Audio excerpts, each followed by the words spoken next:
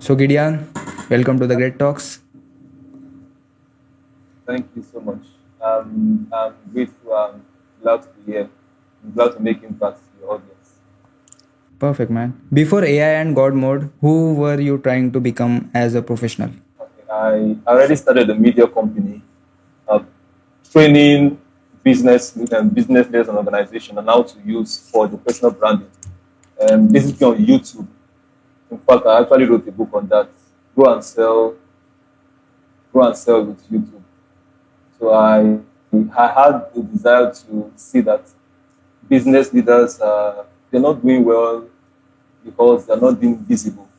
And you might be the smartest person in the world, but your ability is nothing without visibility. So I thought of, okay, I understand how to use this tool. Let me show them how to come out online. Perfect, man. What's personal frustration push you towards AI transformation work? I hate seeing people working hard, and in fact, like from young, I'm kind of that kind of lazy guy who wants to always find a way out, shortcut to things. But that's on the positive side. I always like to look at the best approach to solve a problem. That's to use leverage and tools. So, discovering how to use from social media. Then to when generative AI came out, then I saw wow, this is huge leverage, and I started using them, and I saw the result, massive result, my personal development, personal even growing my business. The business I started, I thought I'm enjoying this. Let me get others to see how to use this. So I thought, okay, let's get it right. Perfect, man. When did you first realize that most CEOs are stuck doing the wrong work? Hmm, that's a great question. So, okay, there was one day my boss here, she was having she enrolled for a program, and she was having, because of so much to do and so little time, but she had to finish this project. It was a personal development course, and she was manually trying to type work. Her body was taking so much of her time, and she called me, and I got to show how she could use how she could use ChatGPT, the voice typing, and also how to streamline her work.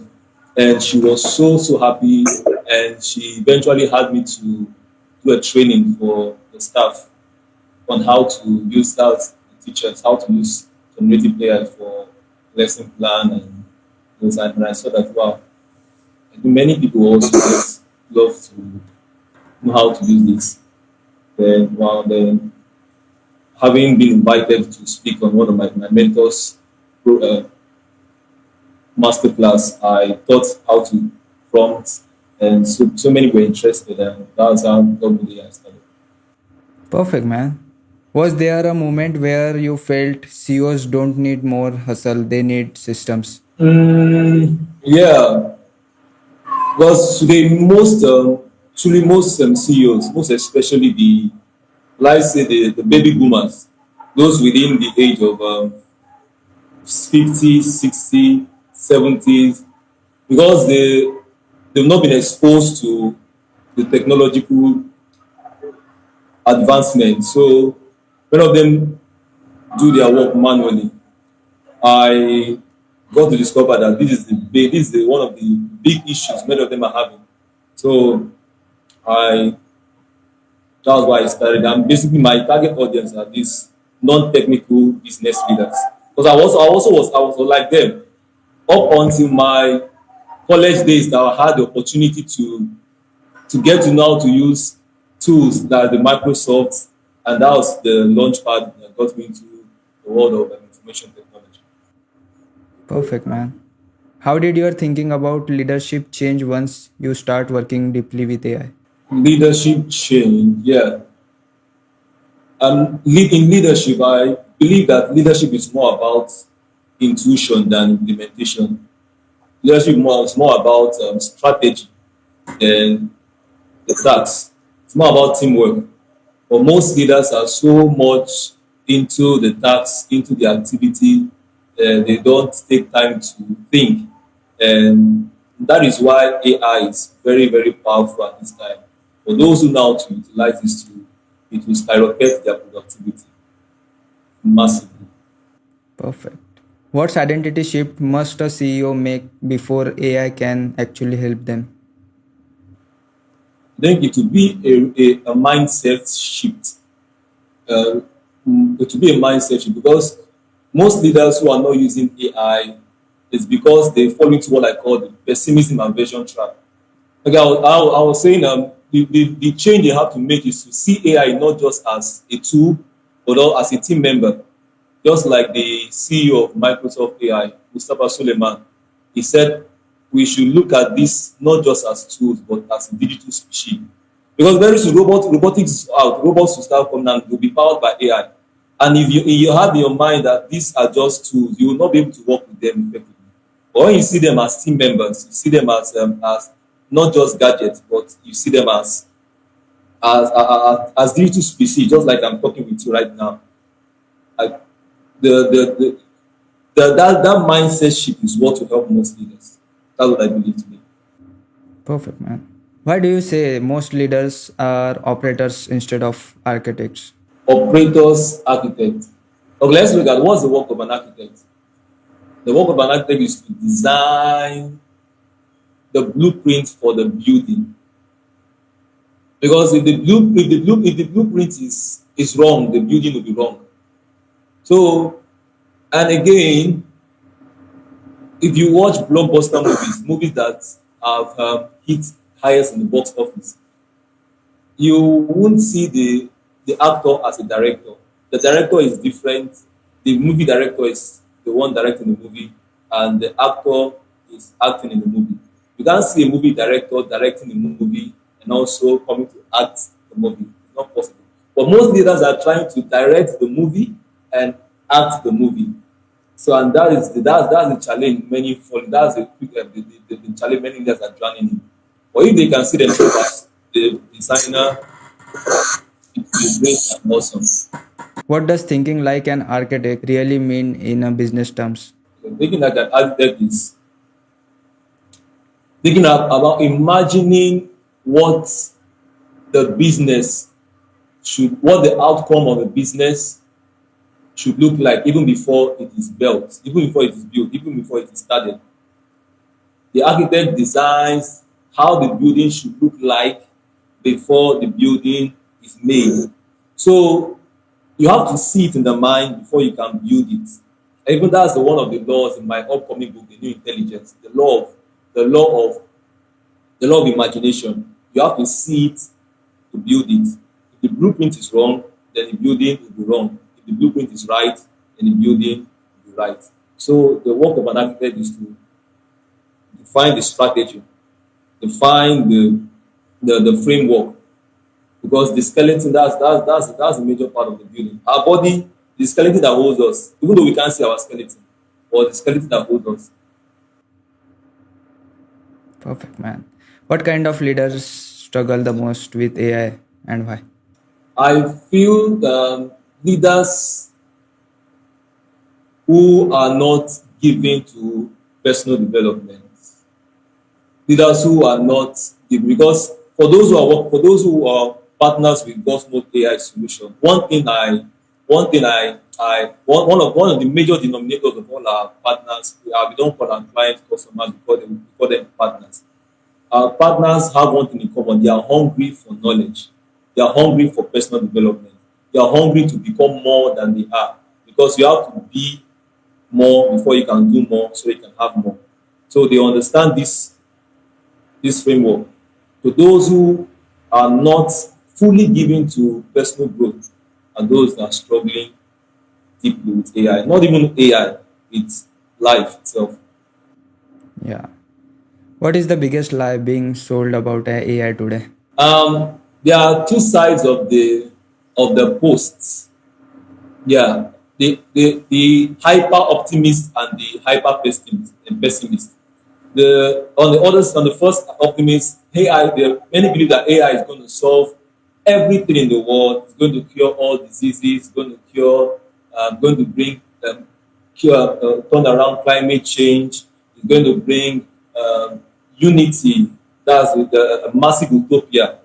That's when it's utopia. That's there will be no, like Elon Musk would say, there will be no work, no everywhere, everything will just be enjoyment. While on the other side, the lies about AI is the pessimist side is that AI is going to put us in a matrix. If it was a movie Matrix, it's going to put us in a matrix. AI is going to kill us, destroy us. Most of us will watch some of those sci-fi movies, and that thought has been one thing in the mind. And social media, and people are passing this news on social media, and it's quite devastating. Perfect, man. Why do most people feel overwhelmed instead of empowering by AI? Okay, it's because the rate at which AI is progressing is exponential. Like it's massive. Today you hear ChatGPT 4.0, tomorrow you hear ChatGPT 5.1, next day, the next month you hear ChatGPT 5.2. The rate at which AI development is growing it's so it's massive, and many people don't even know where do I they don't even know where do I start from. Do I use ChatGPT? Do I use Claude? Do I use Grok? Do I use Google Gemini? Today you're hearing that Gemini is the best. Tomorrow you're hearing ChatGPT is the best.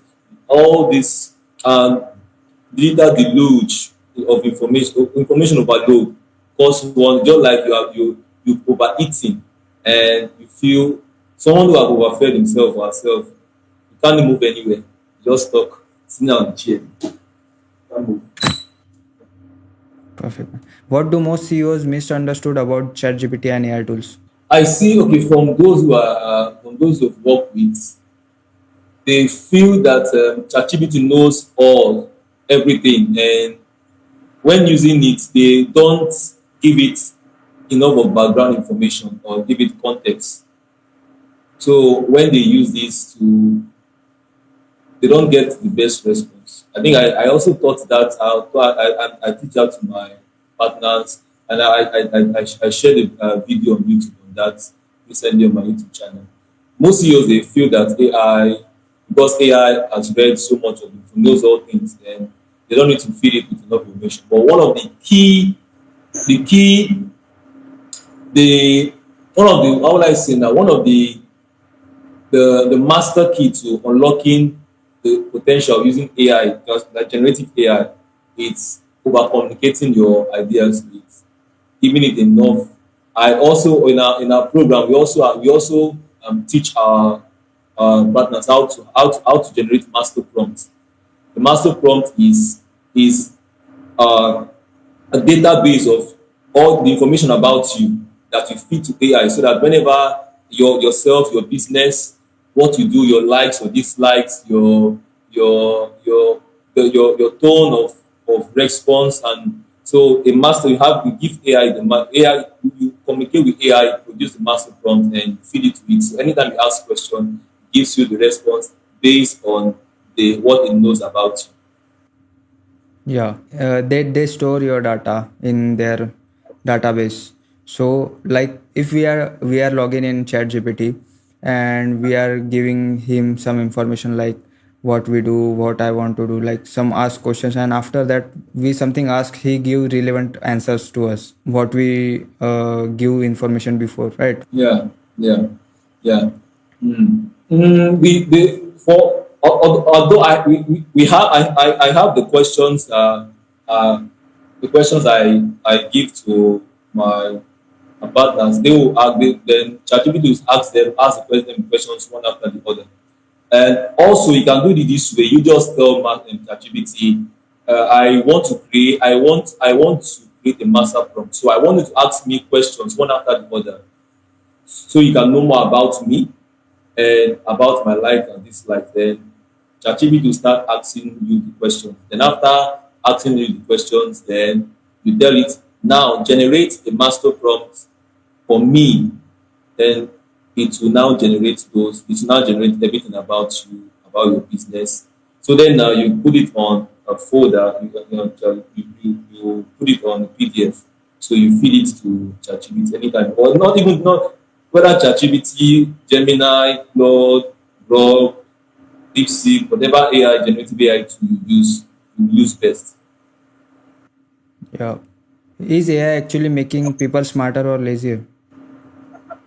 Ah, okay. You see, AI is just like a tool, and okay, let me use this analogy. If you have a power bike, yeah, and you know how to ride this bike, and you know where you're going, it's going to take you. You're going to enjoy using the bike, and it will take you faster to your destination. But you have the power bike, and you don't know how to use this bike, and you don't even know where you're going. You might get an accident on the way. So AI is just like it's just a tool. If you know where you're going, that's why we work with business leaders, because they already have a vision where they're going. So the AI will just be like a power back to take them to their journey faster. So if you know how to use this, if you know where you're going, you're disciplined, AI is going to make you smarter. But if you don't know where you're going and you love shortcuts, then to make you lazier. That's how I see it. That's the great example, man. How do you personally decide what AI should do and what humans must do? AI should do the let's see the manual. Okay, let me use for instance myself. Before AI, I do type, write. I was also a copywriter before started. I entered into social media, then YouTube precisely, even LinkedIn also. Before then, generative AI came up, then I jumped into it, dive into the pool of generative AI. So what I before generative AI came up, I do my typing. I do my research for my to write target audience, write copy, to write offers. I have to sit down to write them or type them on my computer.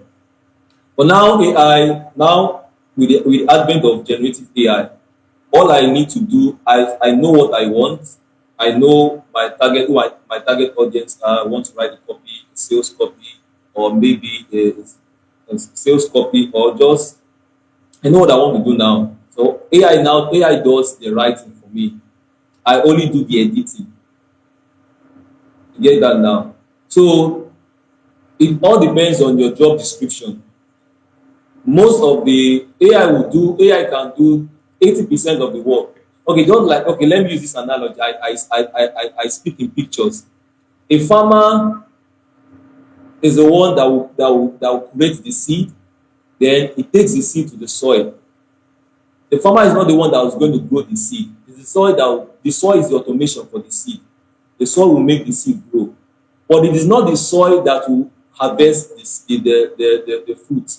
So AI will, you are the one to initiate the task or whatever. Then AI will do the heavy lifting. Then at the end of the task, you are the one to do the editing, and you are the one to do the refining. Before now, you go out to get. It all depends on your job description. Perfect, man. What is the difference between using AI and thinking with AI? That's a powerful one. What's the difference between using AI and thinking with AI? It's like saying, what's the difference between working with a hammer as a carpenter and what's the difference between working with a carpenter alongside with you? So working with a hammer as a carpenter, you know what you want. You just use the hammer, boom, boom, boom, and hit on the ground and use it. And when you're done, keep it aside.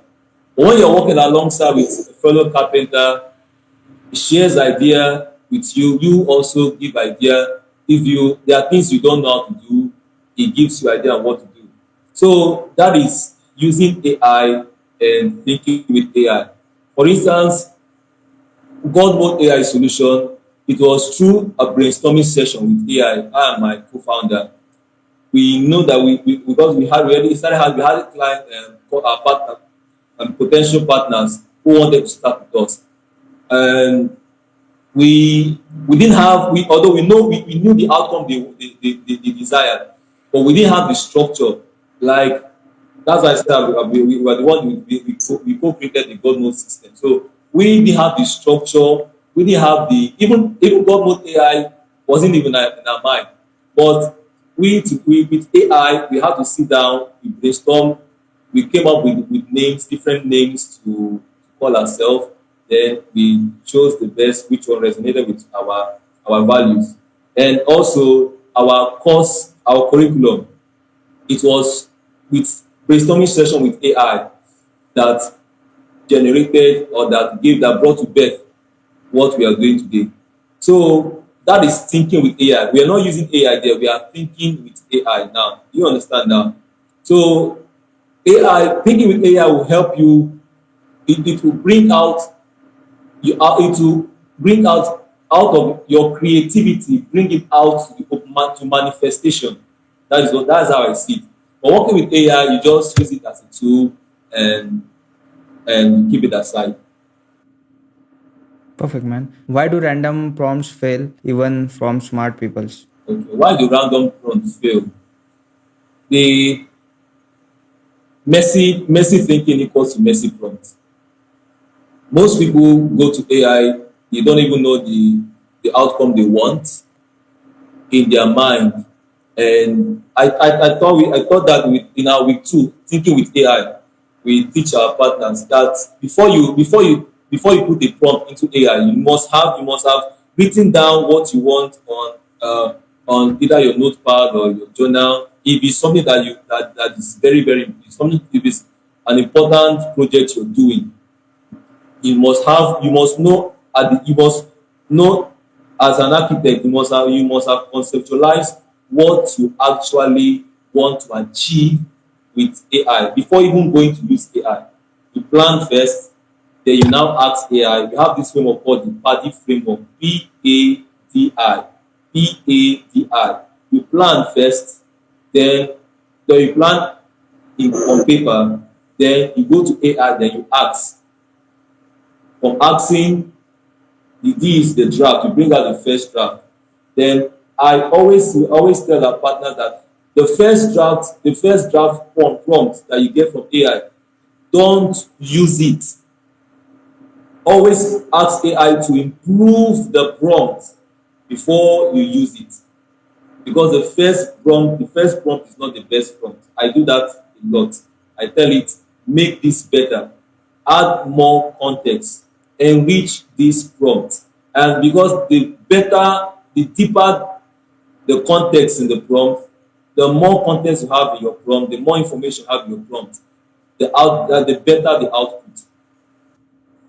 Perfect, man. Let's say if I want to ask something to GPT. Okay. So let me put first what I want to ask, like give them the full information and ask them, write a perfect prompt for that. Right? Yeah. Okay, let me also share this too. You know, when AI came out, we were learning prompt engineering. Yeah, well, understand learning how to prompt engineering. But do you know now AI is a better prompt engineering than even the best prompt engineer. So it's a better prompt engineer than the best prompt engineer. So what we teach our client is not even to even write prompt, is to know what you want first. Then we have this framework called the RACE framework, RACE. R stands for role, A stands for action, C stands for context, E stands for example or expectation. So we tell it after you've written, we can even do that together. After you've written the prompt, after you've written what you want, for instance, you want to write, let's say you want to write a business proposal to a company for a grant. Then you say, I want to write the business proposal to this company XXX for a grant, for XYZ company for a particular grant. So then you add a bit of context with, then you now say, using the role, action, context, and example framework, make this prompt better. Get that? You write what you want at the top, then you tell AI, ChatGPT, or whatever, using the role, action, context, example framework, make this prompt better. Because anything you write on AI is a prompt. Yeah. Anything you write on ChatGPT, anything you write on that small box there is called a prompt instruction. So now you are telling me to make that prompt better. So it will now pattern the prompt, it will now expand the prompt, giving it a role. Because when you give AI a role, you immerse it into it's research based. You make it, for instance, writing a book, you can say you can act as a business analyst, you can act as a financial analyst. So when you give it the role, it immerses himself into that role, into that domain, and the response will be far way better. Many people don't know that. Perfect. What makes AI outputs misleading or dangerous for leaders? Okay, when the outputs are not based on research. Before now AI is a bit AI is a bit accurate. But when AI came up, it was not there were no such tool, because it had a knowledge cutoff of 2022 when ChatGPT came up. When ChatGPT came up around 20, the training data was stopped at 2021, 2022. So any information that you ask that is from 2021 above, you won't get it. And if you ask the question, because ChatGPT is trained to want to give you response, it will give you what we call hallucination. That is, it will completely give you wrong information. So now AI now is, because it has two tools attached to them, search tools attached to it. It brings out, okay, the response and also the source it got the response from. So if you're using AI and it is not giving you its source, if you're doing the research work, if it doesn't give you, you need to ask it to give you the source. So if it doesn't give you the right source, then you need to verify. Okay, so let me give an instance. If a lawyer in the US was sanctioned and his certificate revoked because he used AI wrongly. How? He thought that ChatGPT response were accurate. This happened around 2023, 2022. I mean that time. He thought ChatGPT response were accurate, and the response were accurate. So, and he used it to generate a case for a lawsuit that he went to defend. And when he submitted and it was checked, it was discovered that some of the cases there were made up facts. And when he was asked, he said he thought ChatGPT was accurate.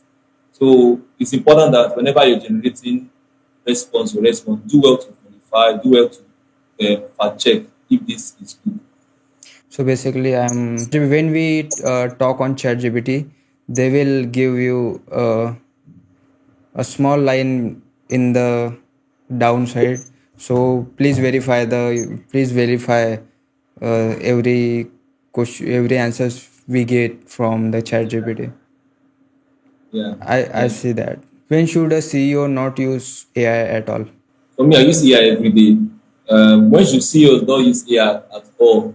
Okay, when it comes to confidential information, I advise they stay off, because some of the information that you share with AI is also AI learns the information, and it stores in their, just like whatever you see you cannot unsee. So whatever AI sees, it's stored in its database. If you have information that is confidential to your company, maybe financial record, document that is private, don't share it to AI. I hope that's okay. What happened if they share those things? They share those things, then AI has gotten the information already. So although there's a part of AI called when you're using there's what they call temporary chat. Just like on Google, you have the Ignition tab where you don't want the information to be stored. So AI has what we call temporary chat. If you just want to do simple, AI will not put that in its memory. You just go to that temporary chat and do what you want to do, and the memory is wiped off. Yeah. What skills matter more today, technical AI knowledge or AI judgment? Both are required. Both are required because you have to you have to for if you're driving a car, you have to know how to drive the car, and also you have to know where you're going. So driving a car is the technical knowledge of AI. Knowing where you're going is the judgment. Because one of the skills AI will not replace is judgment, that's vision, taste. Yes. So you have to that's why it's very important that you before you even start using AI, you should have a clear picture of the outcome you want so that even when AI gives its response, you can say, no, I don't want this, I don't want this, make it better, refine this, add this, take away this, do stuff like that. So technical knowledge is good, AI judgment is also good. So both of them work hand in hand. Why do tools fails but system scales? Why do tools fail, systems fail? Because tools are always changing. Tools are changing rapidly, but system is what remains the same. Like I said, the body framework I'm using, the act, act, draft, improve. It's a system that you can use for any AI tool. But tools will always be evolving. Today, can be better than Gemini. Tomorrow, Claude is better than ChatGPT. Next year, we hear that a new AI tool, maybe Go AI solution, AI tool is better than all of them. So you never can tell. So, but if you have systems for writing prompts, systems for talking with AI, its systems are everlasting. Doesn't matter what tool you're using. How does your God mode framework prevent random AI uses? That's fun. If you okay, you go on YouTube and you see some adverts on YouTube ads telling you that learn AI in 30 days, 30 tools today. But those tools are giving those is great, it's good, but it's not the best way to use AI. For you to use AI, for you to use and profit from AI effectively, you need to stick with one, two, three tools. Because one of the skills that will separate winners from losers or great leaders from just an average leader is what we call technological literacy. Technological literacy, and what does technological literacy means? It knowing the right tool to use at the right time, knowing the best tool to use for yourself at the right time. So if you're using every tool and you don't even know the best tool to use, then you'll be falling behind. You're just wasting time. You're just going around in circles. In God mode AI solution, we we first of all have a clarity call with you. They get to know your problems and where you want to go, and we and in our training program we customize it based on the outcome you want, and we teach you the tools you use. We already have a system of training that will give you the tools you use. For now, the best tool we recommend is ChatGPT and Google Gemini. And for us, that's the best that non-tech CEOs can use. Can you explain the idea of AI as a thinking partner in simple terms? Okay, AI as a thinking partner is it means having to use AI to refine what you want to do, to refine your work, to refine your thoughts, the output you want. Mhm. For instance, let's say, okay, for instance now, I even when you message me that okay, we want to do a podcast, yeah, I I have to use AI to help me to help me refine the way the answers to some questions. I did I could not get your voice properly. okay. I asked AI to what I asked AI to act as my mentor, and I asked it to ask me questions and let me do the answer. And if there's any way I go wrong, do well to correct me. And we did that for about 30 minutes, and AI helped me refine the way my answers go. I even remember when I had opportunity to be the master of ceremony for an event. There was the opening speech. I didn't have that clearly on my mind, so I had to communicate with AI. And this is what I want to say. How do I say this better? And it gave me tips and strategies, and he gave me the exact things to say, and I delivered perfectly. So AI helps you to you know what you want to do, but most times you can't get it clearly. It's like a fog in the mind. So when you think, just like John Maxwell in his book, the 16 undeniable laws of communication, one of the law of collaboration says that some of your best thinking will be done with others. Some of your best thinking will be done with others. So with AI, working with AI is like is the best. It can be your best public speaking coach. It can be your best business analyst. It can, it's the potential is massive. Your best doctor. AI is its potential is massive. Massive.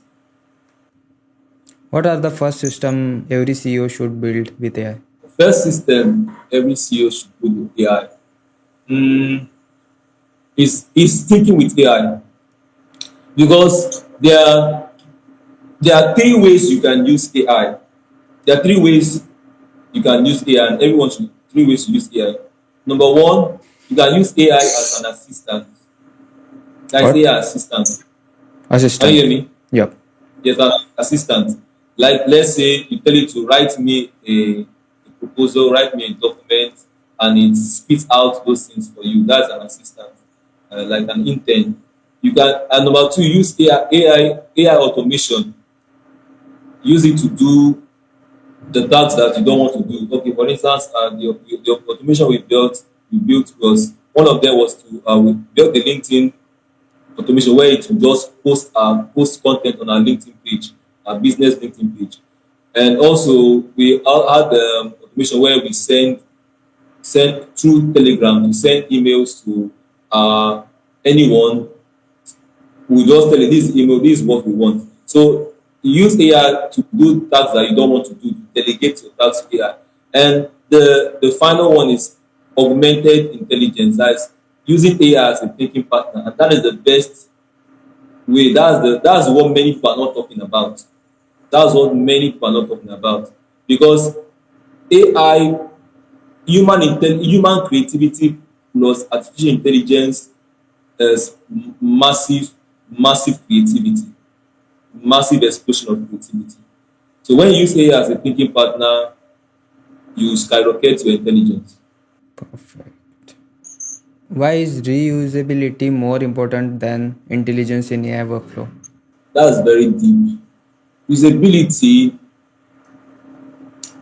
because when you get to use AI constantly, you get just like you get to know it better. You get to know how you know how to communicate with it. You get to know its limitations. But just workflow and automation, most times workflow are even done by AI automation agents or someone who is good at um, creating AI automation, and you don't get to know the workflow. But when you're using AI, like you use the way you use ChatGPT, use it constantly. Repetition builds mastery. So when you use it more, you get to know how to know how it's been done. That's why the best way to learn how to use AI is use it every day, use it every day, use it every day. You get to see its errors, you get to see its potential, and you get to enjoy it better. Perfect. How do AI systems reduce mental stress for leaders? AI systems, just like any other, and systems are leverage. Systems are leverage. It's like you want to, like your, for instance, you want to go to a 50-story building. You Mhm. have to see somebody at story number, let's number 30. And there are two options. You can either use the staircase to get to story number 30, and if there's an elevator, you can use the elevator to get there. What will a smart person do? To use the elevator. As a, okay, AI, say AI will take your job, and because AI will take your job and give you a better job. So now, when you understand how to use these tools, it's it makes your work easier. It all depends on what you do. I like for me, AI has AI has helped me manage so many things. Although I do a 9 to 5 work, yes, as a social media strategist, and also with God Mode AI solution, we are also reaching out to people even outside our location, outside my location. So even online, just like I was talking to. So I've been able to manage all this together. Why? Because I understand how to use AI. The understanding itself is the system. The understanding of AI is the system we're even talking about. So when you get to know a skill become a system to you, because income follows assets. Income follows assets, and what that asset you can have as a person, you can have your mindset, you can have your skill set, and you can have your tool set. So when you know how to use the skill, you have understanding of how to use AI. That's your skill set, and you have you have the tool with you. That's the tool set. What is the danger of copying someone else's AI workflow? You don't get to understand how it works. Although using AI, one thing about workflow, it all depends on whether you're doing AI. If workflow is actually related to AI automation. Copying someone's workflow, you won't have an understanding of how it's being done. You do because first of all, building a workflow, you have to know what problem are you solving. What problem are you solving? Then that will give you an idea of how to build a workflow. But today, people sell workflow, and I won't say there's a big problem with that, because sometimes you don't need. Sometimes creating those kind of workflow takes time. You just need to copy and use. But the one major thing is that you need to understand how it's being done, so that whenever you come to an error, you can be able to rectify the error. So I won't say there's a big deal about copying people's workflow, because there's a book that's called Still Like an Artist. At least some of the things we do, we imitate, we copy. So there's no big deal about that. How do you design AI systems that evolve with the business? Is simply by working with an AI transformation and AI expert like God Mode AI solution. We are AI transformation partners for business leaders. So because AI is evolving, we have understanding of how AI works. We have understanding of the limitation and also the potential of AI.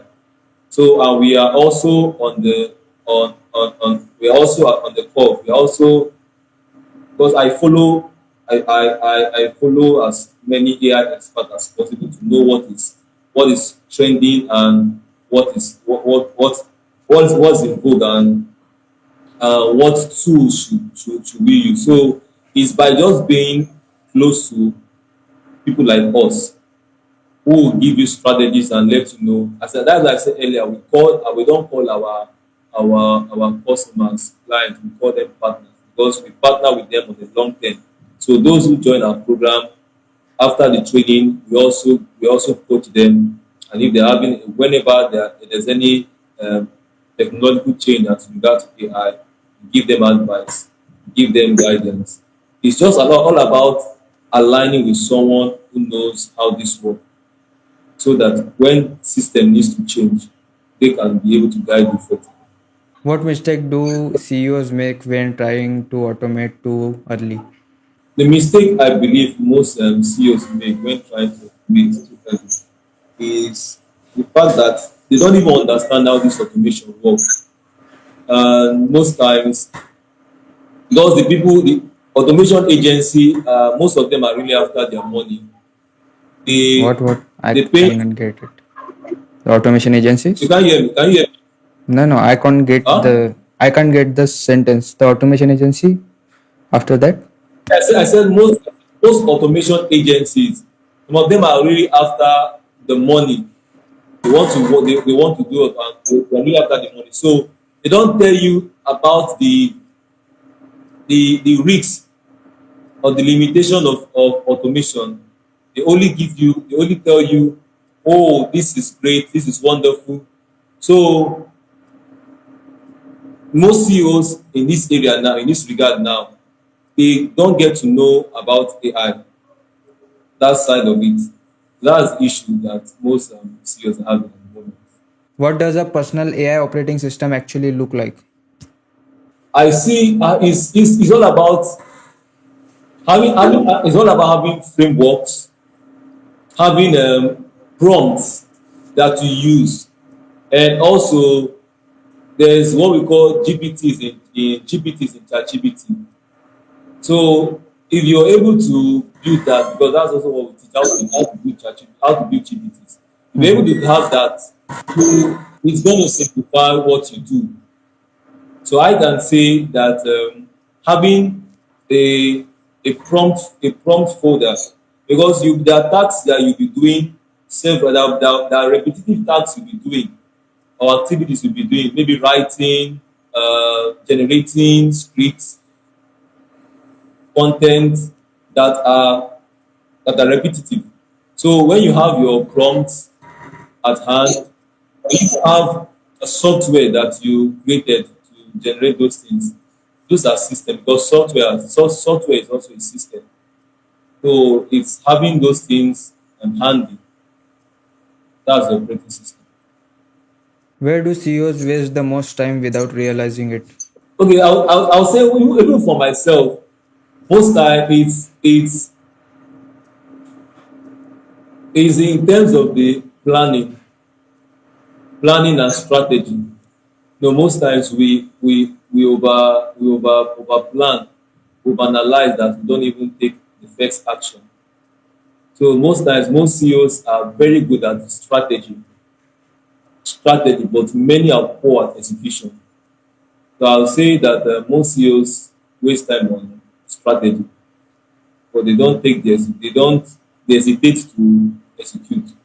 So I would say plan a little and take action. Plan a little and take action. You don't need to have or you don't need to have 100% of the idea, or you don't need to have 100% of everything working for you. At least you have 60%, you can take action on that. So stop planning too much. Start taking action a lot. Why is saving 10-20 hours per week life changing for leaders? Because when you're able to save more time, you can use that time to spend with your family, because most CEOs, their family the family is really breaking apart. The family is really breaking apart because most of them spend time on their work than they spend with their family. And if you can save enough time because you're able to automate or you're able to use AI to assist your work, you can have that time to spend with your family and have that time to do other things that are profitable to you. So I believe saving it's going to be life changing because just like what happened in COVID-19, you remember the pandemic, do you? I was in Yeah. 10th standard that time.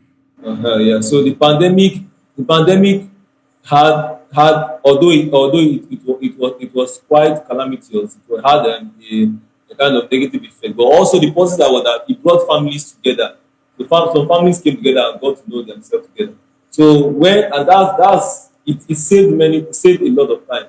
So with AI, saving that time you can spend with those you love most, and that's your family. What tasks should CEOs eliminate before automating? The task that I believe they should see most CEOs to eliminate is manual.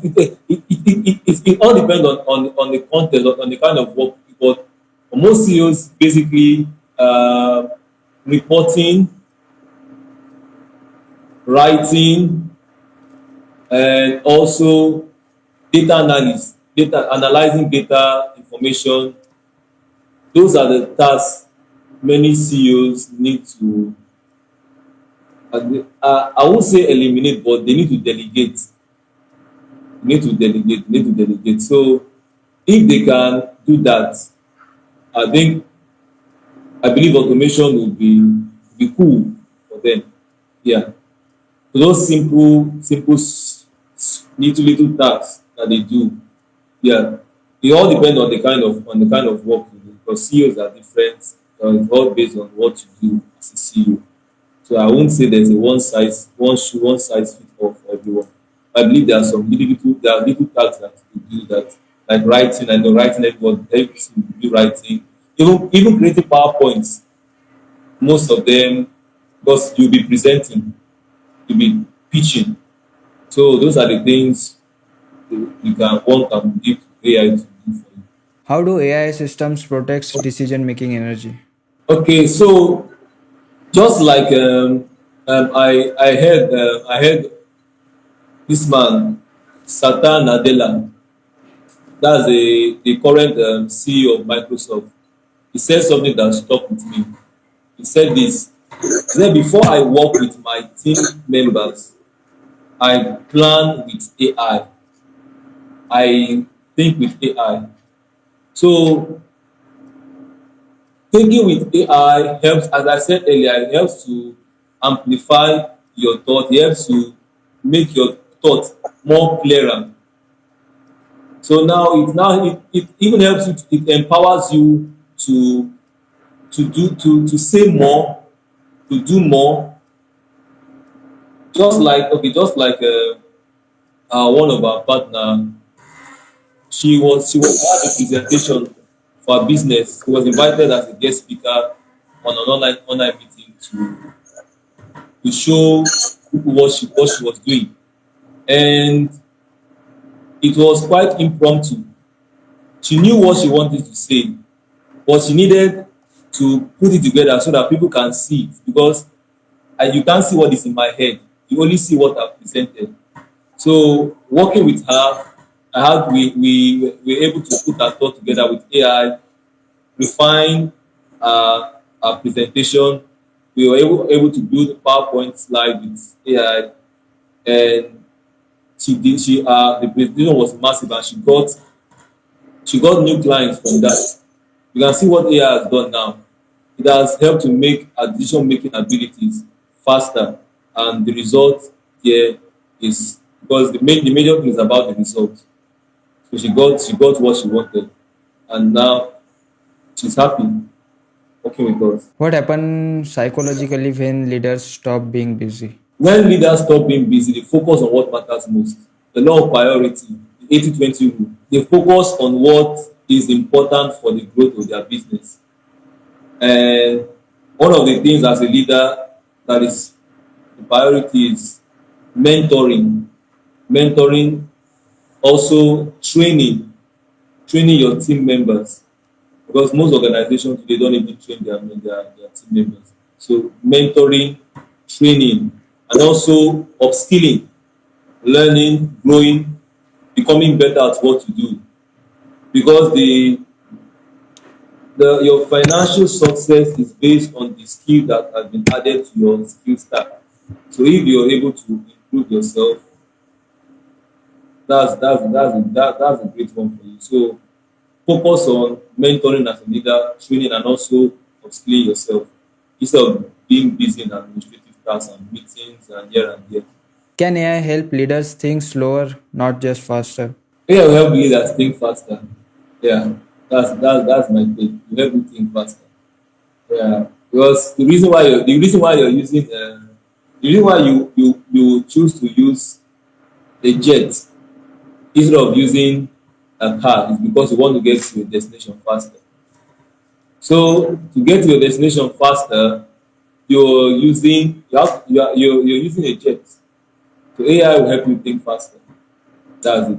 How do you prevent AI from creating decisions overload? By not spending too much time making decisions, by not spending too much time on AI.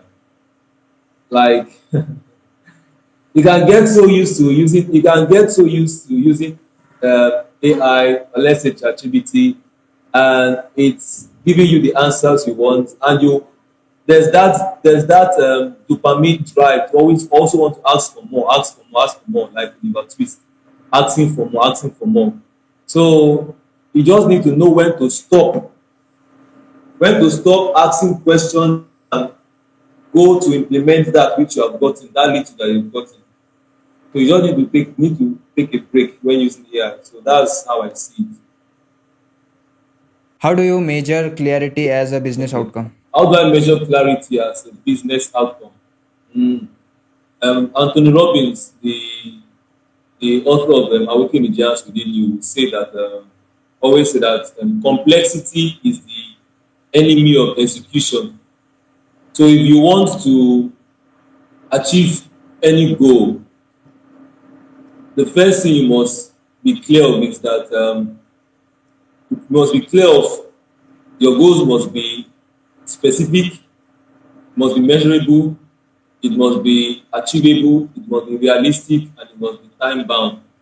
So if you can put your goals that in that way, specific, measurable, achievable, realistic, time bound, that shows that you are clear about it. And clarity, I say, is the oxygen of performance. If you're clear about whatever you want to achieve, you're going to get it. Whatever you're clear of about, you're going to get it. The reason why many people don't achieve their goal is because they are not clear inside of them what they want to get.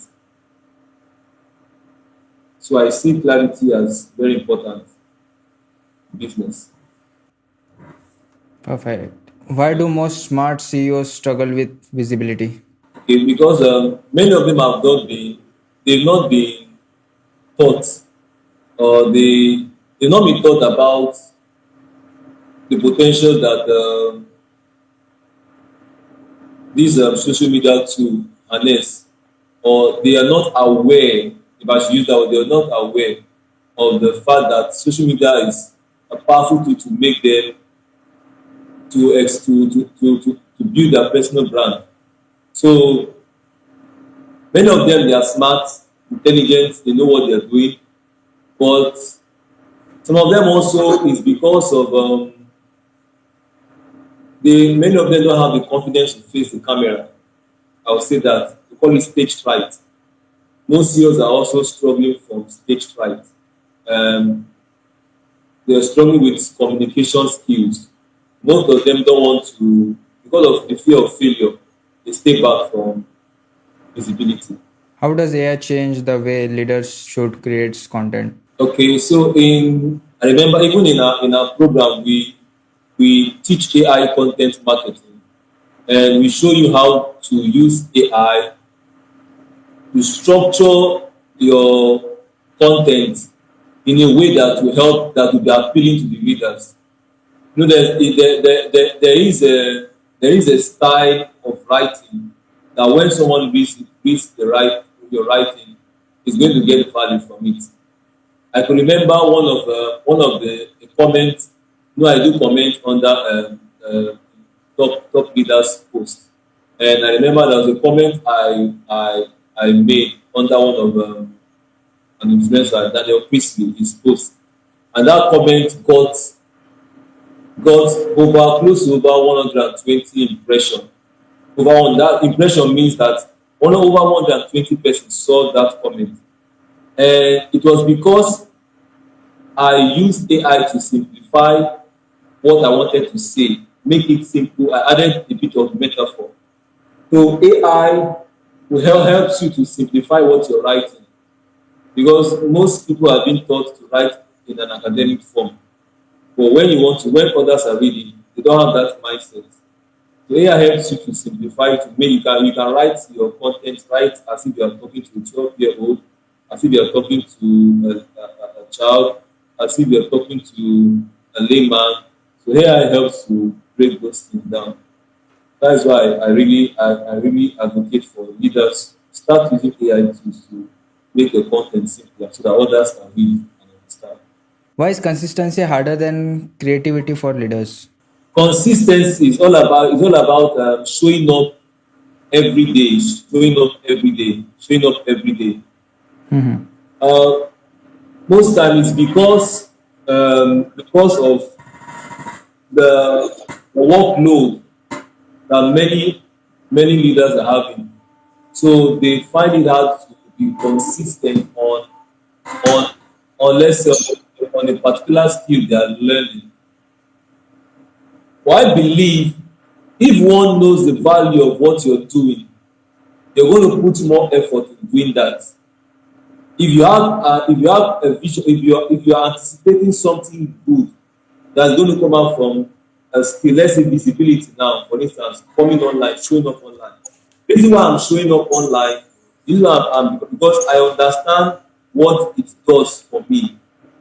I understand the power of building a personal brand. But many of them are fuzzy, they are not clear about the importance of building a personal brand. That is why they struggle with consistency. I believe when you understand this, it's not going to be hard for you to put in the effort to do that. Perfect. So the social media thing also work like that. If you are consistent, you post every day, you will grow. Yeah, yeah, yeah. But if I didn't post, you would have seen me, you would have seen my post, you would have connected this to. So because of my consistency that brought us together, isn't it? What is authority content and why does most content fails to build it? Okay, authority content is talking about as a leader you thought leadership is all about sharing ideas based on your knowledge, based on your experience, based on the things you've done, your wisdom, because wisdom is skill, what you've done in recent times. So you share insights, you share case studies, you share testimonials of what you've helped others achieve. So authority content is very, very, very, very, very important in as as a leader. It helps to position you as a key person of influence, and people will want to follow you and listen to you. As far as I see it. How do you help CEOs sparks clearly without sounding scripted? First of all, whatever you want to say should be something that was that originates from you, out from you. Yeah, I was helping even today. I was helping someone who wanted to to call for he wanted to call for an appeal to his audience. So what did I do? First of all, I told him, okay, make sure that you have your points on paper. You don't write everything from start to finish. You have your introduction, which is your opening line, and you have your script, that is your point, bullet points, not everything word for word, bullet point of what you say. So now those are just like prompters that help you to bring out, because you as a CEO you know what you want to say. You've been doing this for a long time, so it's not something new. All you just need the script is to help you structure, organize your points. So I said you don't know what you want to say, but if you know what you want to say, I don't think you sound stupid. And you also need to be authentic. Like, free yourself, don't be so um, rigid, just free yourself. Perfect. Why LinkedIn and Mm. YouTube together are so powerful for leaders? Number one, LinkedIn is the is a community for that was made basically for business leaders. Like Facebook was for the millennials, and TikTok is for the Gen Zs, according to research. LinkedIn is basically for is like a community that brings together business leaders. And as a leader, you need to be in a place where people like you, like minds, are gathered together. And YouTube is number one, the second largest search engine in the whole world, so after Google. And if you want people to find you online, you make sure that your content are on YouTube. So although Facebook is good, but LinkedIn is although Facebook is good, but when we talk about video content creation, because video connects more. Like as we are together now, I connect with you, you're connecting with me because we are seeing ourselves, and also others that will be watching this video in later times, they are going to connect more. So video is very powerful, and the best platform for video content is YouTube, because YouTube has the attention of leaders, of professionals. For LinkedIn, when we talk about text and writing and thought leadership, LinkedIn is perfect for that. How can AI turn one idea into an entire content ecosystem? Okay, AI is very simple. Just just go on ChatGPT or any AI tool, and prompt it and tell it, okay, this is I want to today I want to this for this week I want to, or this month I want to be talking about. For instance, I want to start talking about, let's say, communication and how business leaders can improve their communication with AI, Let let with AI. But I can go on ChatGPT and type that and tell it, create a content calendar for create a content calendar for I can use for 30 days. Then with that, AI will help me create content based on that topic, that idea, how to use AI for communication. It will give me topics, and also it will give me topics that I can say, let's say for the 30 days. Maybe I want to do a vlog or whatever. So AI is that powerful. It's more of demonstration than even explanation. what mistakes do leaders make when outsourcing content completely? Um, One of the big mistake I believe many leaders make is that they give they no most because the vision of the business is in the mind of the leader. And if you give someone else to talk about your business, the person does not have the vision that you have, so it will be quite shallow. So many leaders, because of fear of stage fright, or many of them are camera shy. They want someone who doesn't really have, because I'm working, because you're working for me, so start delivering that posting content. It's not going to be as effective as when the leader is doing it. Leader is meant to be the key person of influence in that business. In fact, the leader is meant to be the one talking about the business. The leader is meant to be the one communicating the values of the business, because the business is the leader. The leader is the business. If the leader, they say, strike the shepherd and the sheep will scatter. If the leader falls apart, the business falls apart.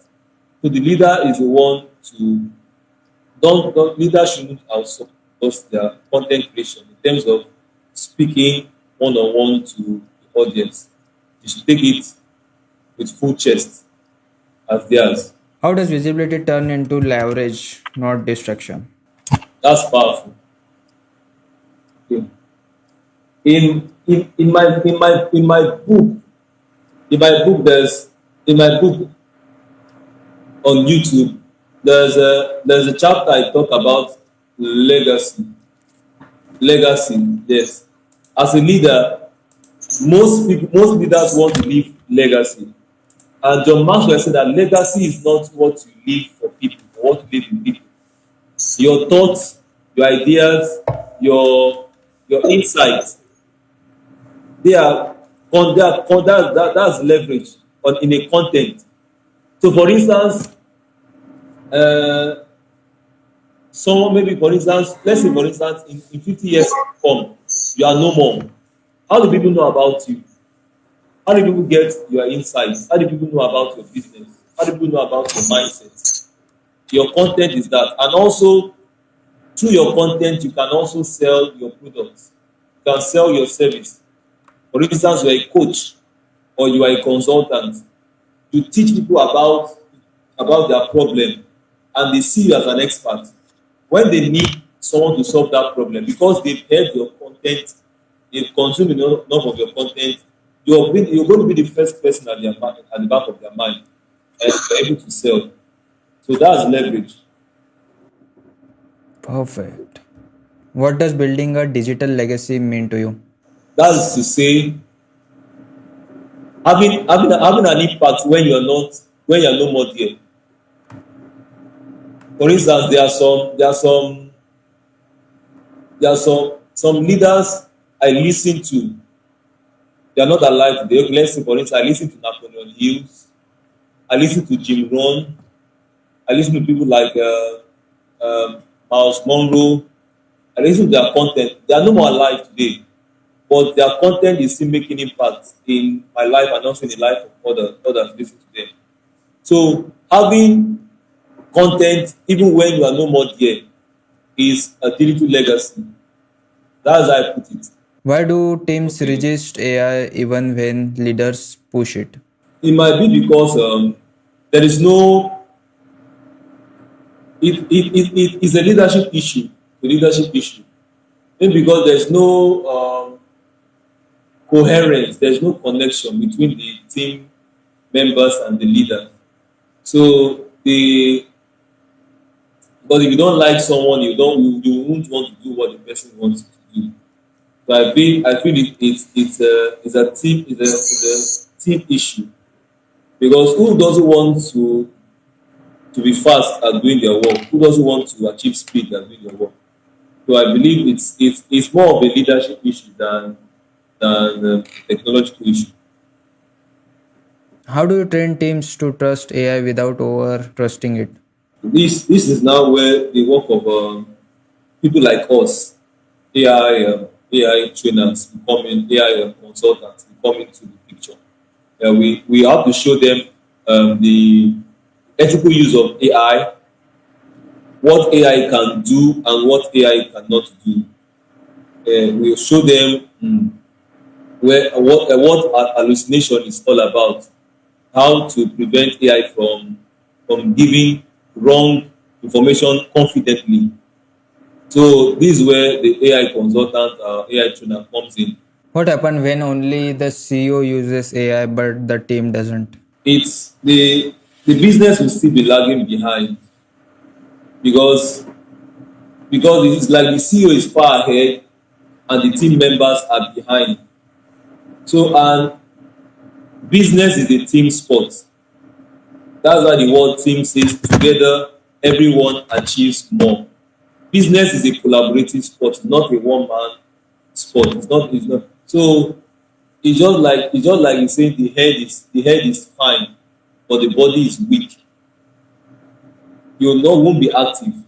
So it's not going to the business will still lag behind if that happens. When only the CEO uses AI but the team doesn't.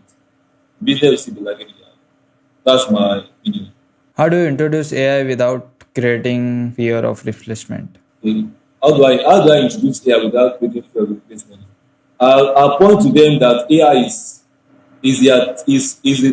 like a team member, a thinking partner, one that wants to help you do your work faster and not coming to take over you. And I also let them know that AI is not going to replace you, but someone using AI is the one that will replace you. So instead of being replaced by someone using AI, why not be the one using AI so that you become irreplaceable? AI will not replace you, someone using AI will replace you, but why not be the one that will be irreplaceable?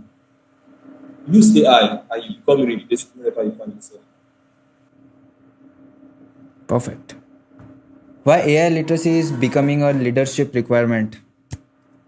Why is AI literacy becoming a leadership requirement? Yes, because leadership is all about thinking faster, thinking better, thinking with clarity, achieving your goals faster. Leadership is result oriented.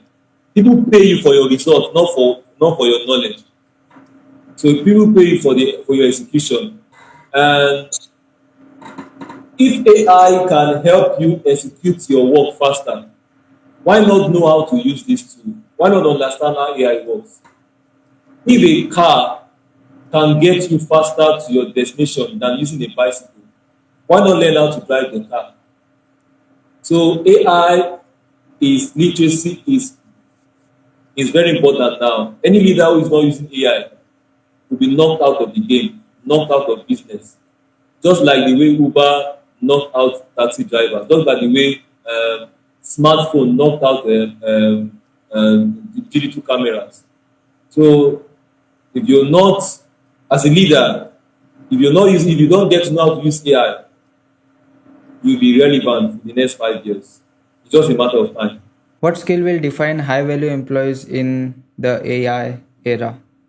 Number one is according to World Economic Forum, there are a list of skills that employees should employers are looking for. There are list of skills that employers are looking for, and also there are skills that employees should also. Number one of them is analytical thinking, critical thinking, knowing how to as being the editor in chief of whatever response you get from AI. You know, today many people, whatever AI gives to them, they run with it. But as when you as one who is a critical thinker, you know this is not right, this is right, this is what you take away, this is what you should add. And also skill of communication, very, very important. Because if you know what you do, but you cannot share what you know, you're going to be far behind. So your ability to communicate your ideas, very, very important. And also technological literacy, as I said this earlier, knowing the right tool to use for the right for the right moment. So technological literacy, very, very important. And AI AI literacy, that's what we're talking about. That's very, very important. Knowing how to use these tools, AI tools, very important. And also, yeah, leadership. It's a skill that many employees should get to know about. How do you balance human creativity with AI efficiency? That is to know, as we said earlier, is to know when to use AI tools and when to think with yourself. You know, sometimes, sometimes one of the ways to I was listening to a TED talk, and the, in the TED talk, the speaker was sharing some of the things is doing to many young people in terms of cognitive ability, in terms of reading, and in terms of learning. So the remedy that was given was this, that people should imbibe the habit of reading. Reading is to the mind what exercise is to the body. Reading helps the mind become stronger. So if you're a leader who reads, you are exercising your creativity. Now you come to use AI for yourself. You come to use AI. AI now helps you amplify what you know, because reading improves your imagination and AI helps with the implementation. So that's how you measure it too. So you have to get better as a leader, then AI helps you do the implementation. What does an AI confident team look like? AI confident team is an AI confident team is that team that has been trained on how to use AI to boost their efficiency. Everyone uses AI one way or the other to make work done faster in that company, that organization. That is one of our passion. That is one of our mission, to help businesses become relevant when they adapt and adopt AI and integrate it into their system, into their working system. Most people, maybe because they've not yet seen the potential, but in later times. But let's go through history.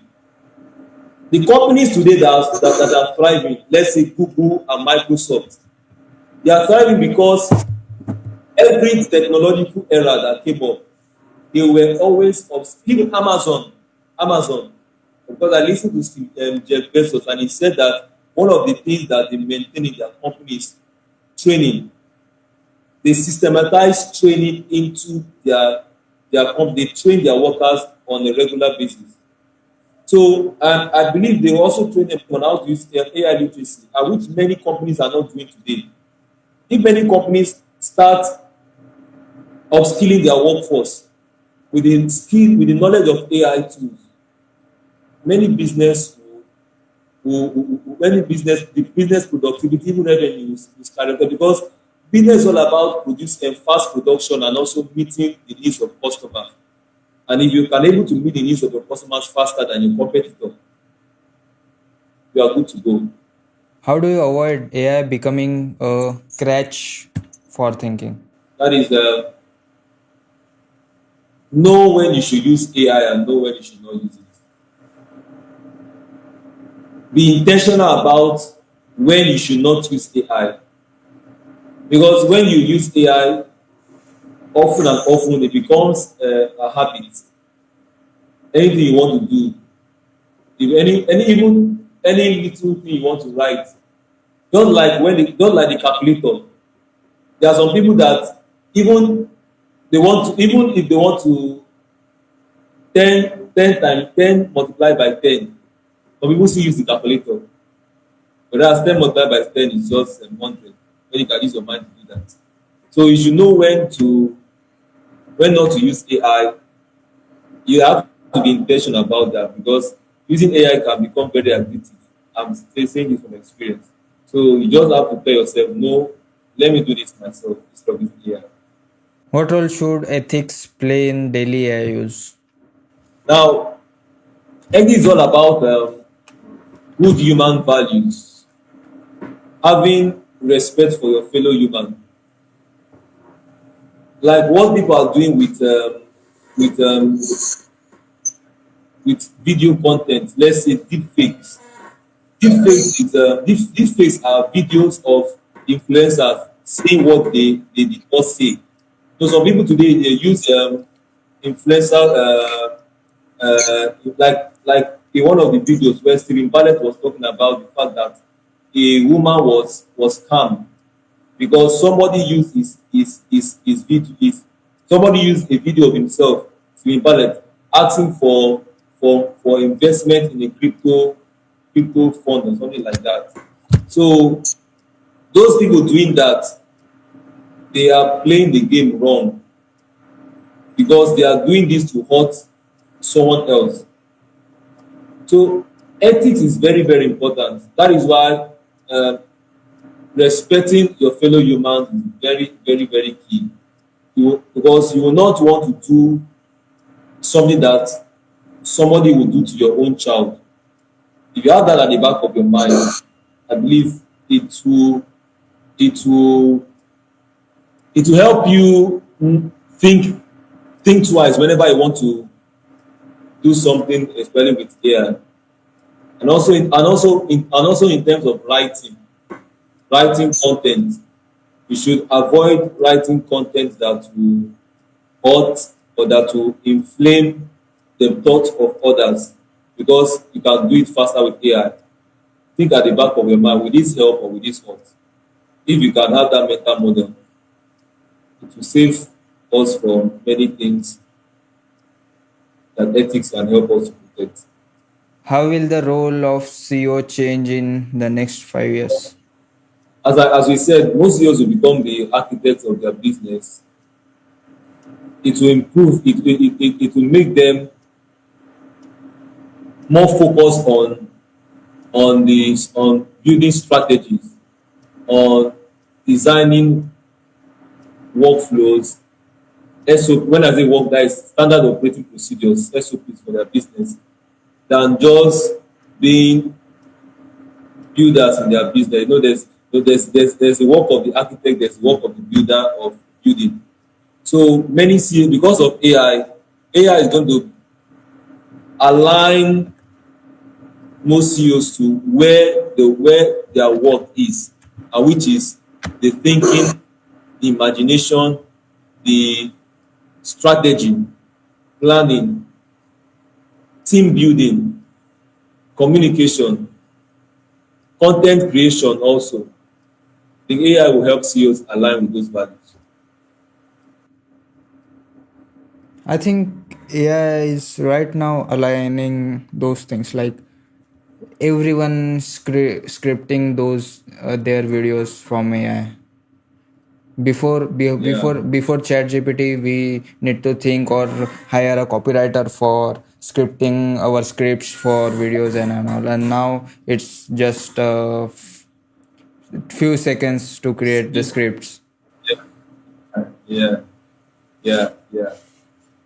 For one has to pay somebody on Upwork or Fiverr to do the scripting, even thumbnail design. Yeah. But now you can do thumbnail design with AI tools yourself.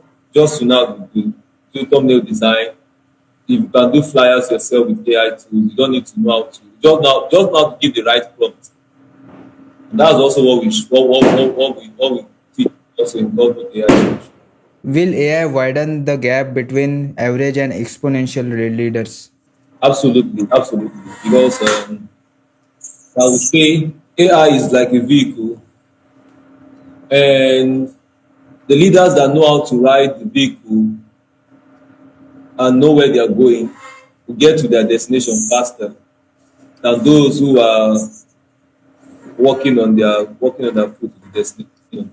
So leaders who are good become better, while leaders who are average will remain average.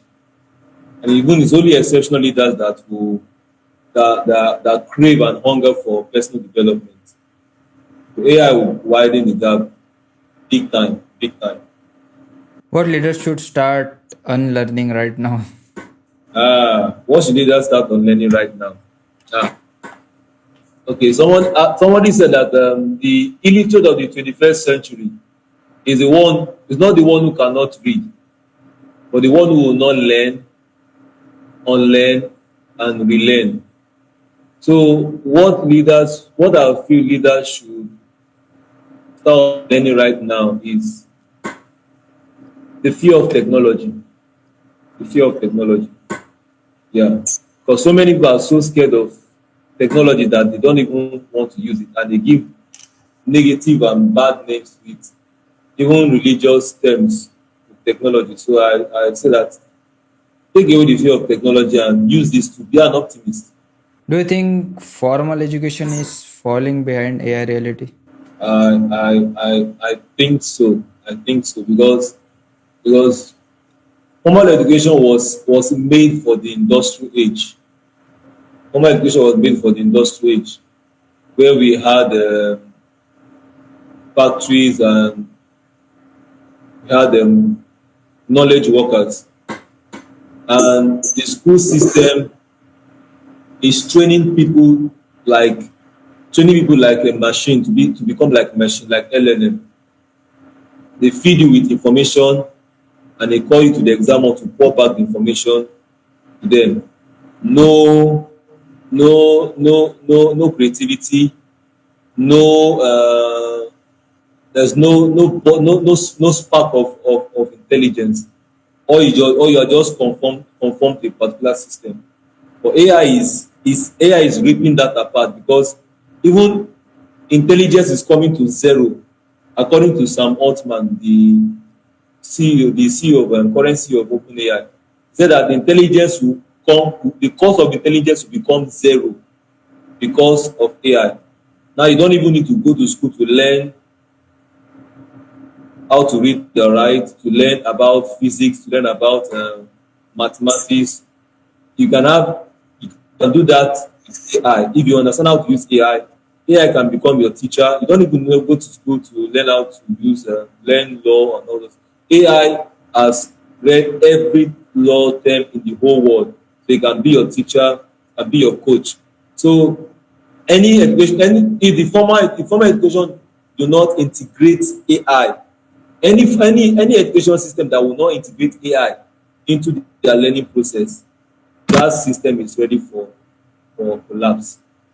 In 5 years' time, that system will collapse. What mindset will matters more than intelligence in the future? Uh, for me, I believe it's human empathy, love for one another. Because one, you can be intelligent and be wicked. You can also be intelligent and have love for humanity. So if you because AI will amplify whatever is in you. If you are wicked, AI will amplify your wickedness. If you are good, AI will amplify your goodness. So I believe empathy, love for one another, love is is the mindset that I feel is more important than in the future. How can leaders stay relevant as tools change so far? They need to be in a community where people are like minds are. Be in a community because environment dictates performance. If you want to do more, find a community of people that are doing the same thing you want, or find a community of people that you aspire that you aspire to do that are doing the same thing that you're doing. So that okay that you find a community of people that follow your aspiration. So be in a community where AI is talked about. For instance, on LinkedIn, as I said earlier, I I follow as many persons who give updates on what is trending on AI, news about AI, and I so just as you see my messages whenever you go on your LinkedIn page, that is how I also see their messages. So anytime I go there, I'm informed, because information is the key to knowledge is power. So when you are in the community of people learning AI, you all that's and that and we also have that community. We also have that community at God Media. So you also have updates of what is going on. So be in a community where the news is going, and you won't be left behind.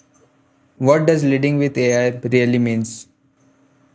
Okay, leading with AI is simply having AI integrated into your system, your workflow, your system thinking, working with AI, thinking with AI, using AI in your daily tasks to achieve your business goal. That is simply leading with AI. It's just like a soldier going with a gun. So he's going with the gun for battle. He's leading with his gun to the battlefield.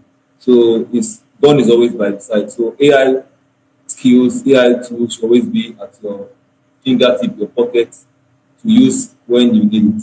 What scares you most about how AI is being adapted today? Okay, what scares me most about how AI is being adopted today?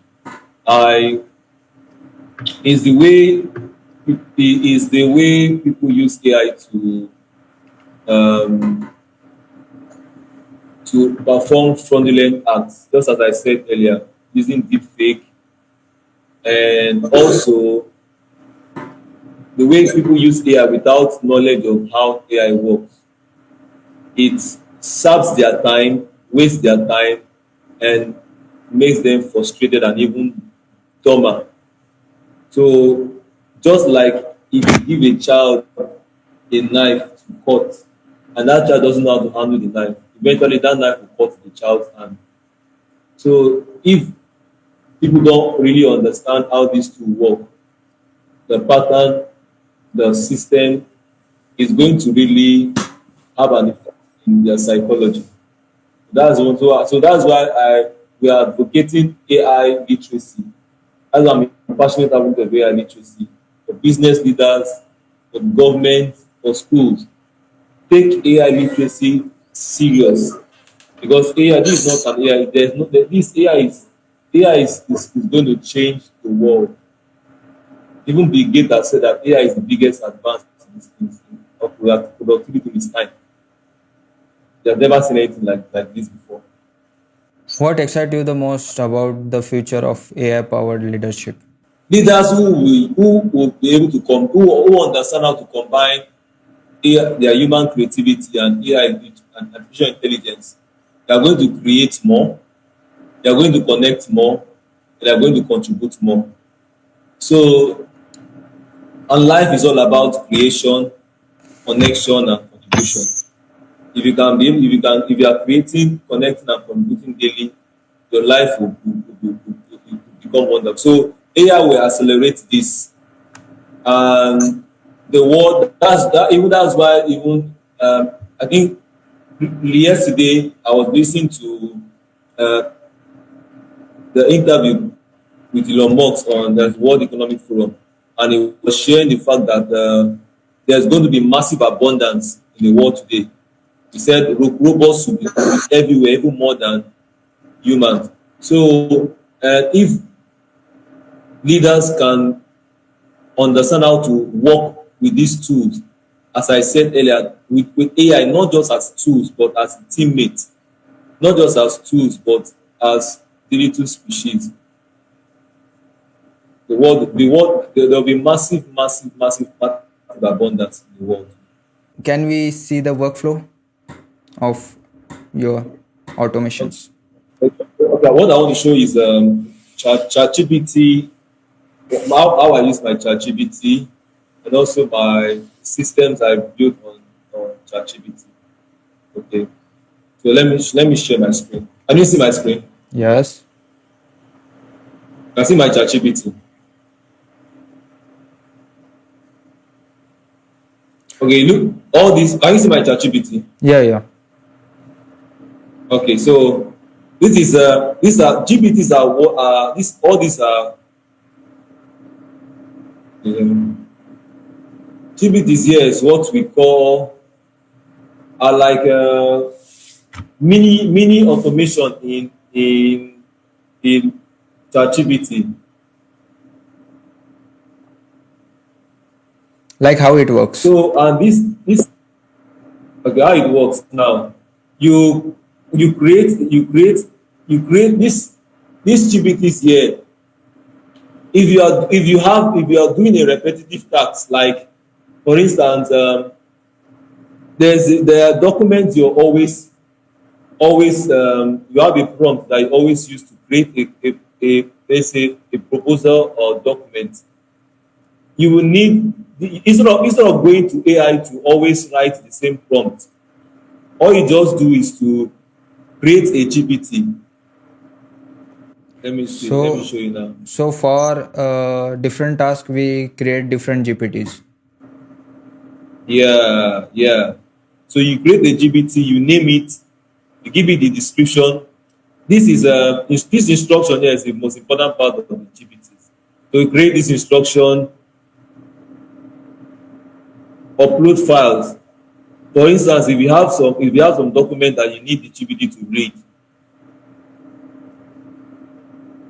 you upload your files here, put add, then you create.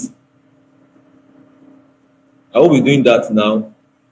But let me just this let me these are the GPTs I've created. This is for the work I do. But one of the one I use most is this GPT here I created for prompt engineering. So anytime I've trained it on how to write effective prompts. So anytime I want to do a task that I need a prompt for, I'll use this GPT. Or I want to show how to create a prompt. I want to show how this GPT works. Hmm. For instance, now, okay, I want to I want to write I want to write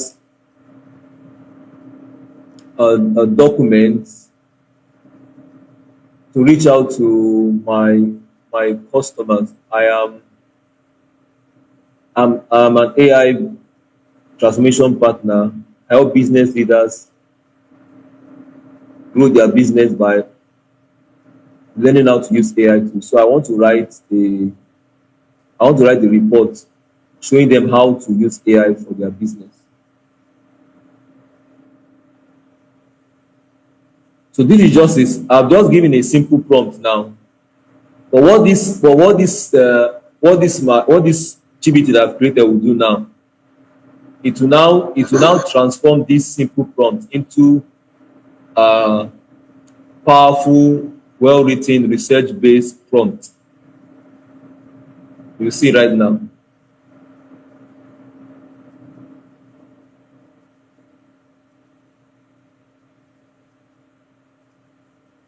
You can see now. Yep. Can you see this now? Yeah, you see. You're not just a business writer, you are an exceptional, skilled, highly strategic, and insightful AI transformation advisor and communicator. The task is to see now. I work as you see the context now, helping business leaders grow revenue, efficiency, and this the task now. Write a clear, practical, confidence building customer. So see all those now. It has given this. This is a well-written, structured prompt with every. So now I can copy this prompt and use it in any AI tool. I can copy it and use any AI tool. Let me open a new chat.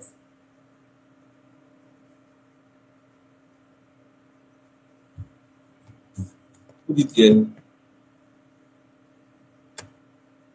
I run it.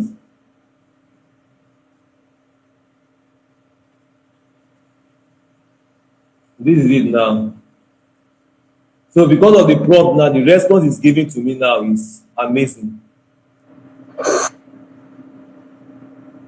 We can see what is done now. But this is another part of AI. This is another thing people don't understand. Projects in AI. This project helps to put your files together. Like how? For instance, whatever God mode AI solution, this is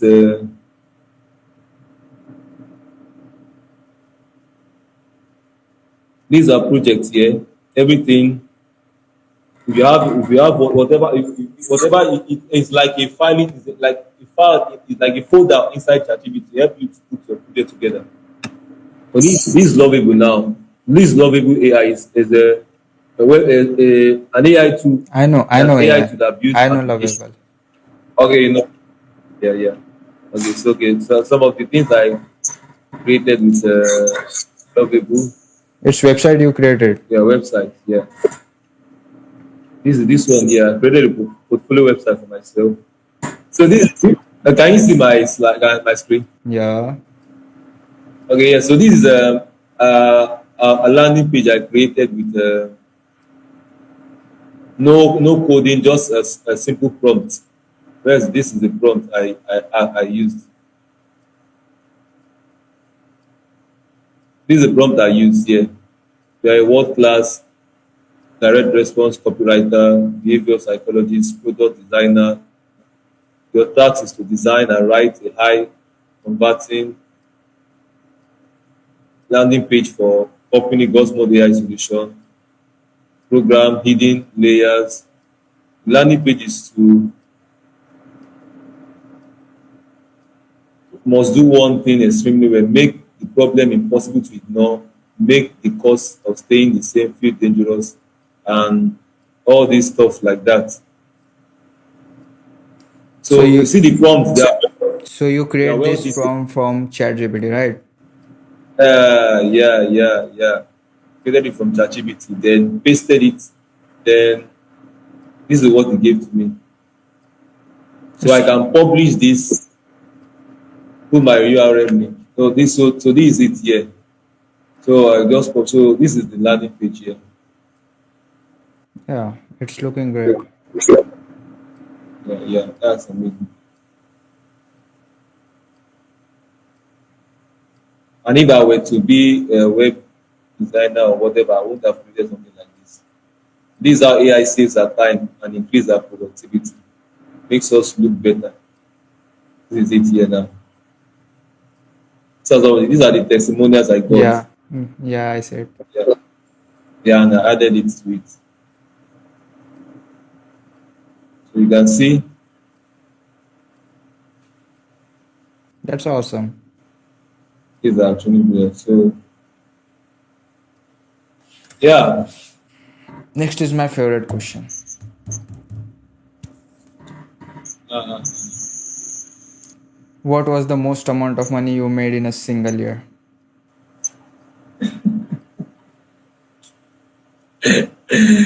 uh, okay. I'm not a money person. So I've not done that.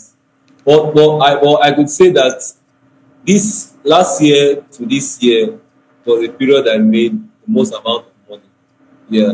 Why? Because I was able to harness the AI way, and I learned the principle, uh, sell to the rich. So I also learned to present my value to those who have the money to pay, and also who are hungry for the knowledge and information. So I also advise to people, young people, when you learn a skill, make sure that you look for people that you can that have that desire your skill, that have the most that will benefit mostly from your skill and have the money to pay for it. Because some people can derive benefit from the skill that you have, but they don't have the resources to pay you. So look for those that have the money, look for a big problem to solve, if I can say that. So that's what I can say. What's the amount? In I can say that. I can say. in figures. I can say that. Okay. Do you read books? Huh? Do you read books? Sure. What is your favorite book? Oh, my favorite book is the book I read every day. Which The book I read every day is scriptures. That's my Bible. So that's the book that has changed my life. And apart from the Bible, there's a book I have here, the powerful book. You should know this book, How to Win Friends and Influence People. It's also a book that has changed my life. How to talk with people, how to relate with people. And I believe this is one of the books that every leader should be to be able to because in the age of AI, human connection is going to be very rare. So to get to get the wisdom of how to connect with people, this is a must read for leaders. And also, there's this one I have here with me. Um, Very powerful. I know this. Think and grow rich. Yeah, yeah, very powerful book. Very powerful. And books on communication. I have two here for my mentor. Books on this is John Maxwell, 16 Undeniable Laws of Communication, and this is here Speak Like a Pro. One of my current mentor in public speaking. So these books are powerful. So and in the age of AI, how you communicate will determine the people that you attract to yourself. Your communication skill is very, very important. So these are the books I enjoy reading at the moment. Perfect. What is one thing you wish you knew 10 years ago? Okay, one thing I wish I knew 10 years ago was that life is in season. And if I had known that there's something like the industrial age had was about to expire and the digital age was here to stay, I would have prepared very well for what is coming during the digital age. That is why when the AI came up and I discovered that AI is a new age, I delved really into it.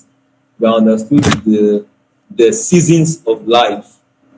That life is in seasons and different ages. I would have prepared myself effectively and adequately. What is the most important skill someone should build today? Ah, I can say the most important skill one can build is communication. How to communicate your ideas I agree. clearly with clarity. Communication, because content creation is going to be a big big business, and also a lead generation engine for many business owners. And any business owner that can communicate their ideas clearly, the use of storytelling, the use of the connection with audience, that business is going to grow faster. So I believe in the age of AI, your communication skills should be a priority. Perfect.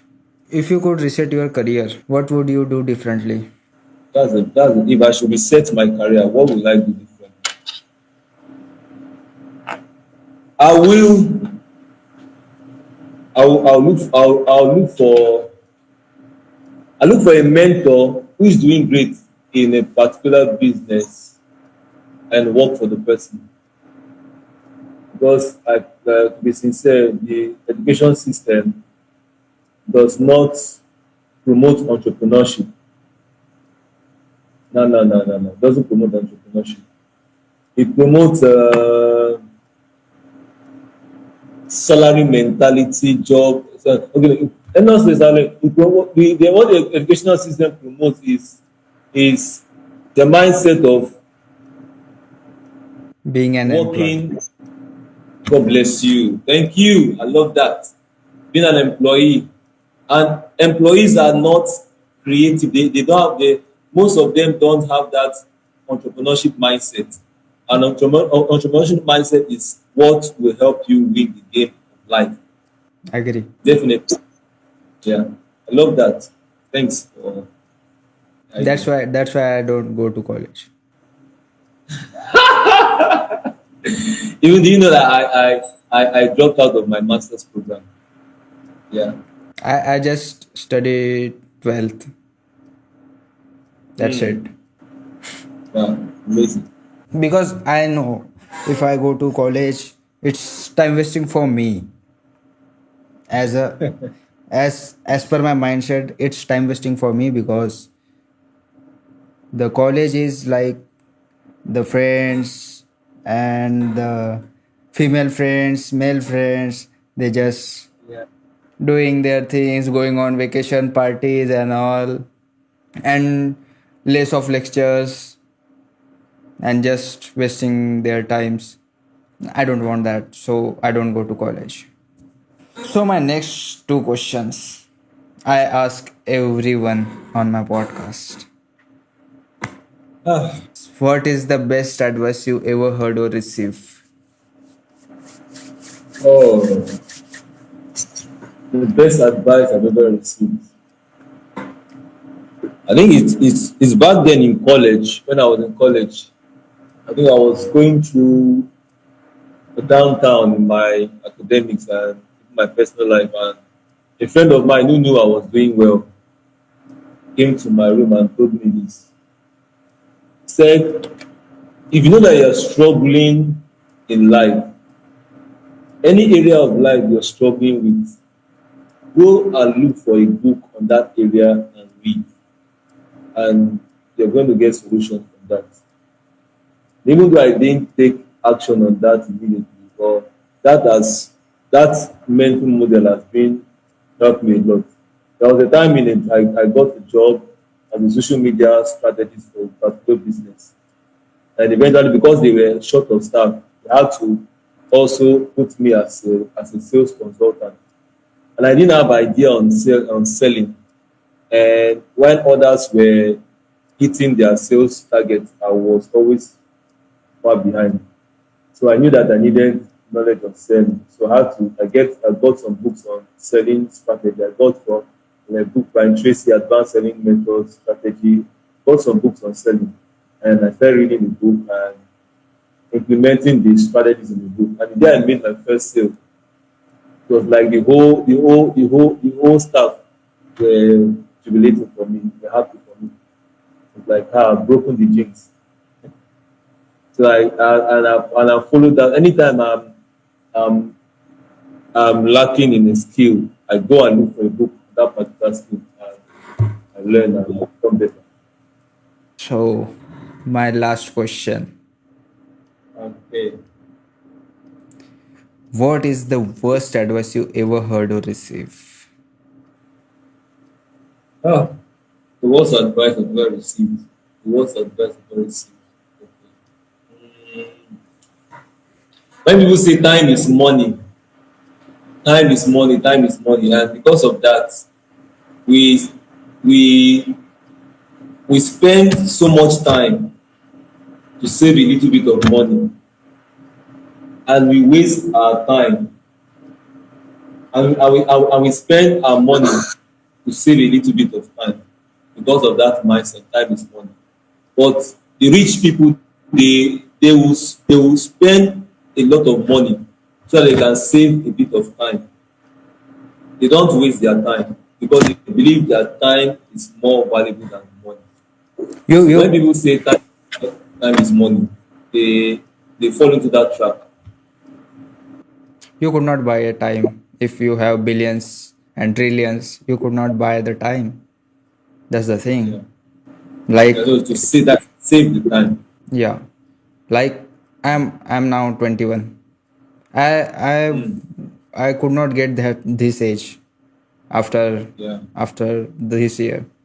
So Yeah. if I have trillions, millions of dollars, I could not get because we cannot buy the time. Yeah. That's the thing. Yeah. Yeah.